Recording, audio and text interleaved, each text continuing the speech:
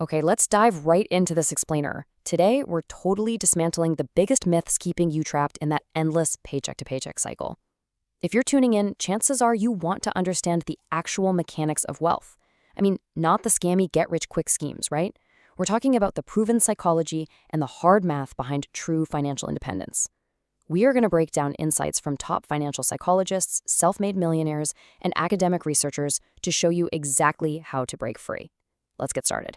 So let's kick things off with a pretty harsh question. Why will most smart, hardworking people never get rich? It's a tough pill to swallow, but high intelligence and grueling 80-hour work weeks alone, they just don't guarantee riches. We're totally conditioned to believe that if you just get excellent grades, earn a degree, and grind away at your job, wealth is just naturally going to follow. But the data shows us something completely different. A lot of brilliant people are totally broke, while plenty of average earners are quietly building massive fortunes. And that brings us to this mind-blowing quote from Morgan Housel's book, The Psychology of Money. He writes, "Doing well with money isn't necessarily about what you know. It's about how you behave. You see, financial success isn't really a hard science where memorizing formulas guarantees results. It's a soft skill.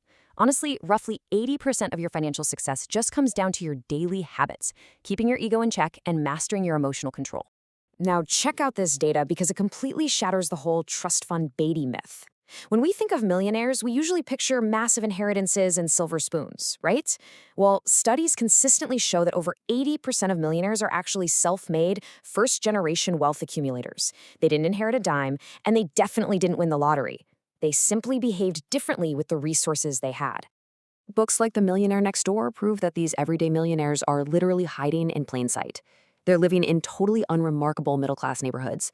They drive used cars. They prioritize financial independence way above social status or outward appearances. Honestly, they play incredible financial defense, meticulously budgeting and consistently living far below their means. They value the quiet security of having actual assets over the loud, completely temporary thrill of looking wealthy to their neighbors. Section 1. Time versus money, the psychological trap. To really understand this trap, we have to look at some super fascinating academic research by Okada and Hodge. Their path analysis shows that we treat our time as this weird, ambiguous currency. We can so easily rationalize hours wasted scrolling on our phones, psychologically adjusting the value of our time downward to justify losing it. But when it comes to cash, its value is fixed, and we guard it with intense risk aversion. Think about it. We'll gladly waste 4 hours of our weekends just to save $50, completely miscalculating our own opportunity cost. So here's the absolute kicker. When we don't value our time properly, we fall straight into the wage slave trap. This is that vicious cycle where you are endlessly trading your finite hours for a paycheck. And what happens when that paycheck finally grows? Boom, lifestyle inflation hits. We spend more just because we earn more, we buy liabilities driven by our ego, we rely on a single boss for all our income, and we let a paralyzing fear of taking calculated risks keep us totally stuck. Section 2. The power of behavior, rewiring your mind. To escape that treadmill, we've got to fundamentally rewire our behavior. Every single day, we're bombarded by thousands of ads conditioning us to think like consumers. And the consumer mentality is all about buying liabilities, things that literally drain money out of your pocket every month, like a massive car loan. To build wealth, you have to shift to an investor mentality. Investors focus their capital on acquiring assets. We're talking index funds, real estate, or businesses that put money back into your pocket even while you're sleeping. Which leads us to a pretty profound truth. Wealth is what you don't see. Morgan Housel talks about this in his Man in the Car paradox. When you see someone driving a $100,000 car, you don't actually admire the driver, you just imagine yourself in the car. Spending money to impress total strangers is literally the fastest way to stay poor. True wealth is the invisible stuff, the unbought luxury items, the money compounding quietly in a brokerage account that nobody else can see. Tom Corley did this massive 5-year study on the habits of wealthy folks compared to those struggling financially, and the gap is just staggering. The big difference isn't luck, it's daily habits. The rich spend at least 30 minutes a day learning, they set super clear goals, and they aggressively save 20% of their income. On the flip side, 97% of the poor waste that exact same time on television or social media, chasing instant dopamine hits instead of building long-term knowledge. Section 3. The FIRE Movement, Financial Independence. So, what actually happens when you apply uncompromising mathematical discipline to those habits? You get the FIRE movement, financial independence, retire early. Look closely at how this math scales. It's wild.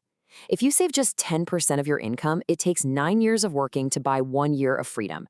But if you aggressively bump that savings rate to 50%, every single year you work buys you a full year of freedom. And if you can somehow save 75%, you're buying a year of freedom every 4 months. It really is all about that savings rate. Now, this entire movement really hinges on this simple magic equation from the early 90s known as the 4% rule. Basically, it states that once you accumulate 25 times your annual living expenses in an investment portfolio, you can safely withdraw about 4% of that portfolio each year, adjusted for inflation. And if you do that, theoretically, you will never have to work a traditional job again. And to accelerate the timeline to reach that 25 times multiplier, a lot of FIRE practitioners use a highly effective strategy called geographic arbitrage, or just geo-arbitrage.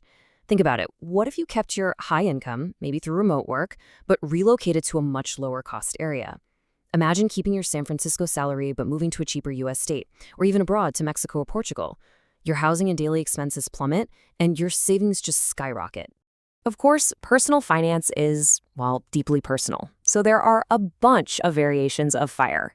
You could go for lean FIRE, living a really minimalist lifestyle with super low expenses, or fat FIRE, which requires a massive portfolio so you can maintain a luxurious lifestyle. There's Coast FIRE, where you invest super heavily in your 20s and then just let compound interest do the heavy lifting later. And then there's Barista FIRE, semi-retirement where you just work a low-stress part-time job, mostly to cover health benefits while your portfolio grows.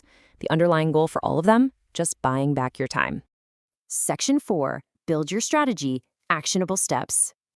All right, let's bring this all together into a game plan you can actually start using today. Escaping the wage slave cycle requires a really solid framework.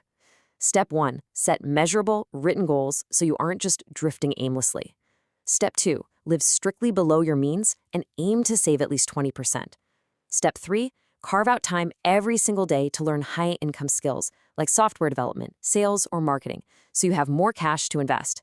And finally, step 4, build multiple income streams so you're never entirely dependent on a single boss or a fragile economy.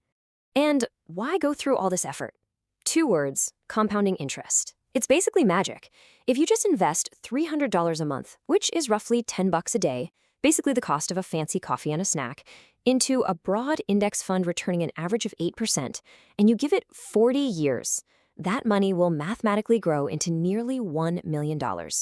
Time and consistency do all the heavy lifting for you, literally transforming small daily discipline into massive wealth.